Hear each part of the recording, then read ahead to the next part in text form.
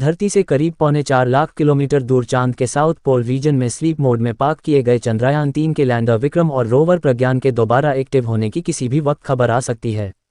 इसकी वजह है कि चांद पर बुधवार 20 अगस्त को ही सूर्योदय की शुरुआत हो गई। अब शुक्रवार 22 सितंबर साउथ पोल रीजन के शिव शक्ति पॉइंट, जहां चंद्रयान-3 के लैंडर और रोवर स्लीप मोड में हैं, वहां रोशनी पहुंचने लगी है। इनके सोलर पैनल पर -10 डिग्री सेल्सियस से ऊपर का तापमान पड़ते ही अगर बैटरी खराब नहीं हुई है तो चार्ज होने लगेगी। तब इनसे दोबारा कम्युनिकेशन स्थापित हो सकेगा। भारतीय अंतरिक्ष अनुसंधान संगठन इसरो के वैज्ञानिकों ने चंद्रयान-3 की टेक्निकल स्टेटस की मॉनिटरिंग शुरू कर दी है।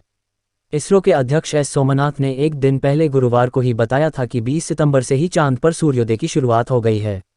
इसरो चीफ सोमनाथ कहा था कि 21-22 सितंबर तक शिव शक्ति पॉइंट पर रोशनी पड़ने लगेगी। उन्होंने ये भी बताया था कि पहले दोनों के एक निश्चित तापमान से ऊपर गर्म होने का इंतजार किया जाएगा।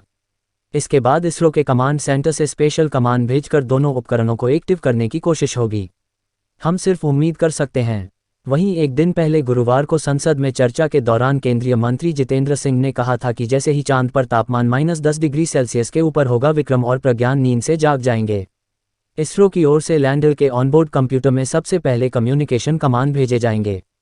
अगर लैंडर और रोवर की बैटरी फिर से चार्ज हो रही होगी तो इसरो के कमांड का तत्काल रिस्पांस इन यंत्रों से तुरंत धरती के कमांड सेंटर पर मिलेगा। इसके बाद विक्रम और प्रज्ञान की तकनीकी स्थिति का आंकलन किया जाएगा।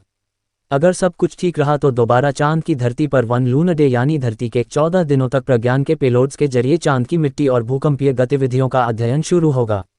वैज्ञानिकों को उम्मीद है कि विक्रम और प्रज्ञान दोबारा काम करना शुरू कर सकते हैं। इसरो ने इन दोनों उपकरणों में लगी बैटरी को एक खास तापमान पर बनाए रखने के लिए स्वदेशी हीट शील्डिंग तकनीक का इस्तेमाल किया है। इसके लिए कई खनिजों को मिलाकर बनाई गई शील्डिंग की टेस्टिंग धरती पर भी हुई है। 31 अगस्त को चांद के साउथ पोल रीजन पर चंद्रयान की ऐतिहासिक सफल लैंडिंग के बाद एस सोमनाथ ने बताया था कि लैंडर और रोवर में इस्तेमाल की गई बैटरी की टेस्टिंग 150 डिग्री सेल्सियस तापमान पर भी की गई थी। हालांकि चांद पर रात के समय -200 डिग्री सेल्सियस से भी कम तापमान पहुंच जाता है, जिससे बैटरी के डेड होने की आशंका रहती है।